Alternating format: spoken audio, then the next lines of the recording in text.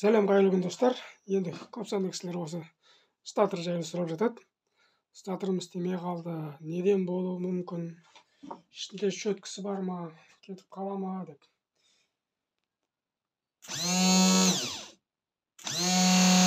Міне бұл істеп тұрған статор.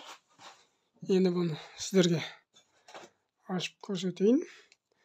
Енді көп жағдайда осы статор бұзылған кезде негізі статор көп кетпейді. Осы статорға келіп тұрған тоқ жолынан көбінесе бұзылатын сол. Осы статорға дейінгі келіп тұрған тоқ жолы. Енді бұл статорды ұстап тұрған корпусын осы ұзын екі болт. Осы екі болтын шешсек әрине бұл бірақ ашылып қалады.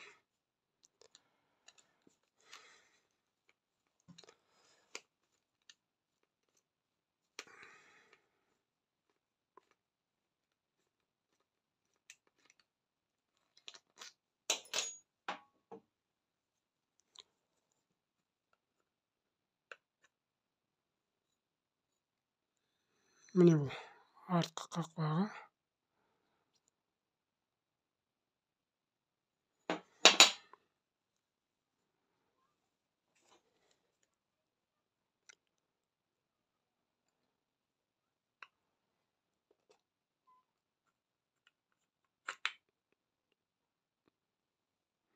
Алдыңғы қақпағы.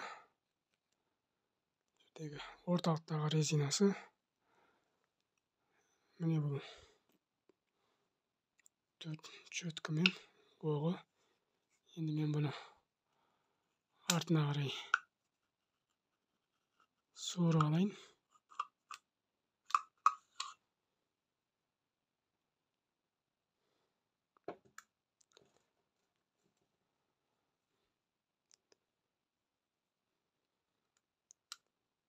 Міне бұл төрт шөткісі.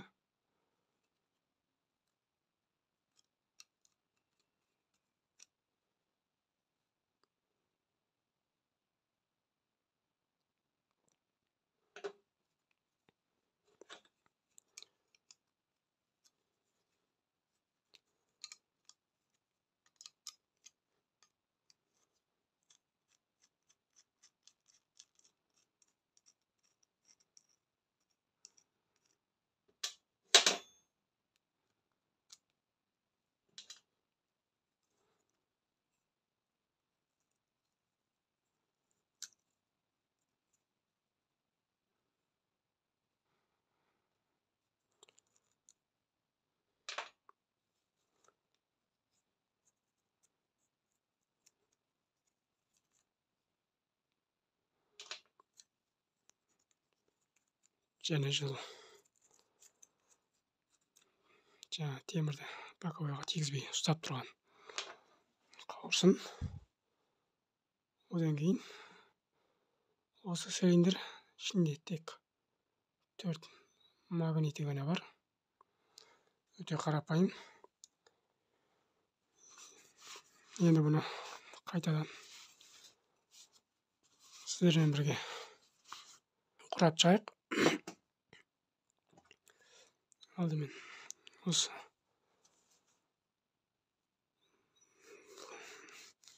сәл ғана қара екен. Сүртсек кетіп қалады.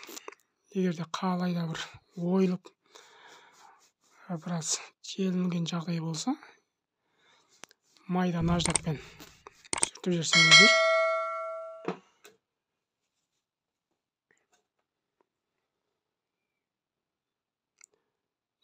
шөткілерінің бәрі жақсы екен. Енді бұны салардан бұрын пружиналарын ала тұрайық.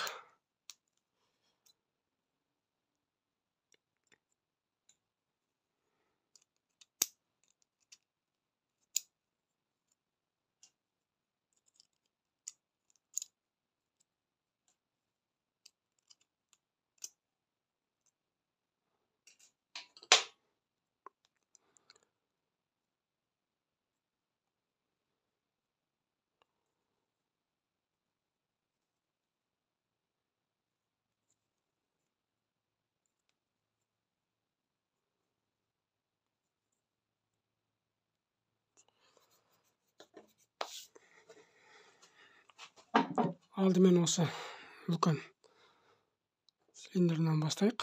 Мына жаңағы темірді боковойға тигізбей тұратын қауырсынымыз. Сол қауырсыннан кейін осы екі четкіміз келеді.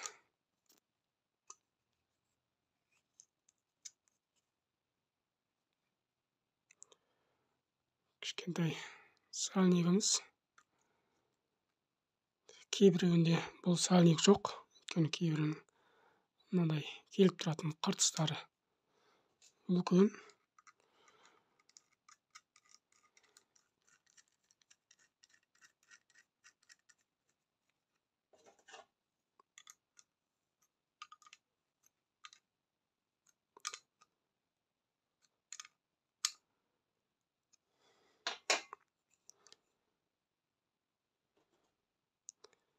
Енді бұны салған кезде шетінде мынандай кішкентай бір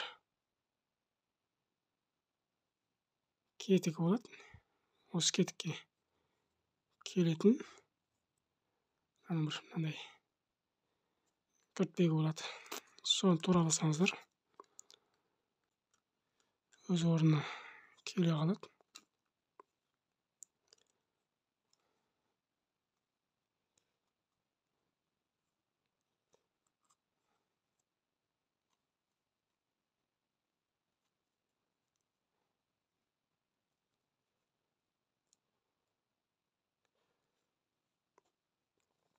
Енді мына тазалап алған оғымызды өткізейік.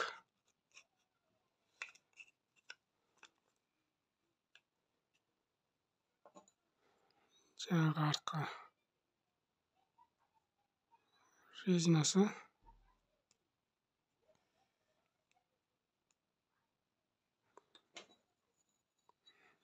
Артқы қақпағы.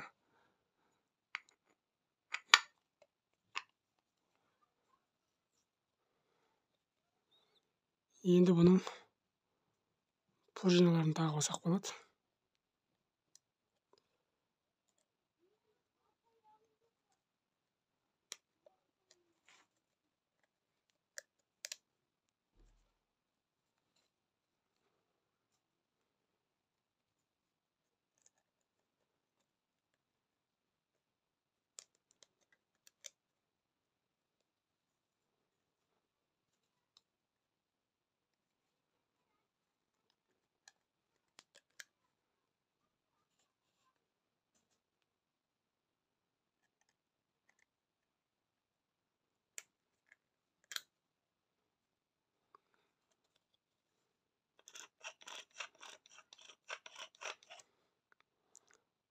Төрт четкінің төртеуі де толық басылып тиіп тұр.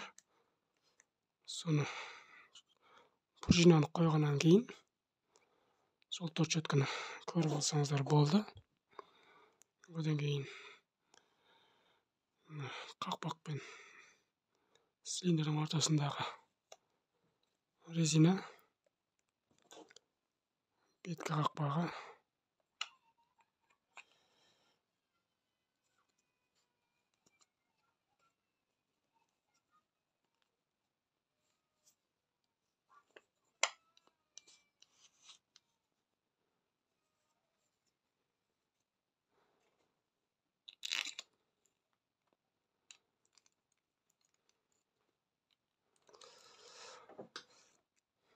Содан кейін міне осы екі болтын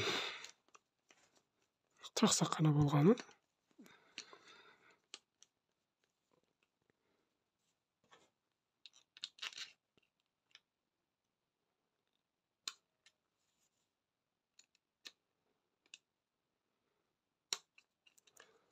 Бұны енді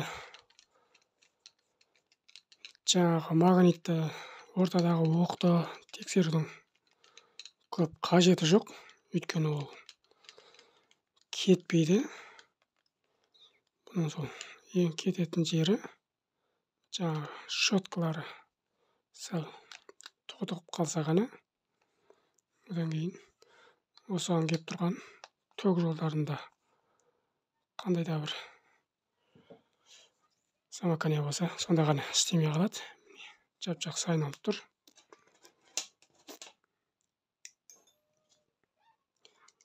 Енді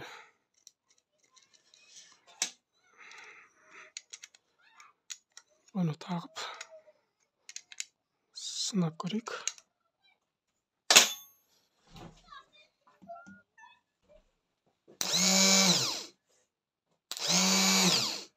Жақсы істеп тұр. Келесі видеода кездескенше сау саламат болыңыздар. Каналға жазылып, өз ой пікірлеріңізбен бөлісіп отырыңыздар.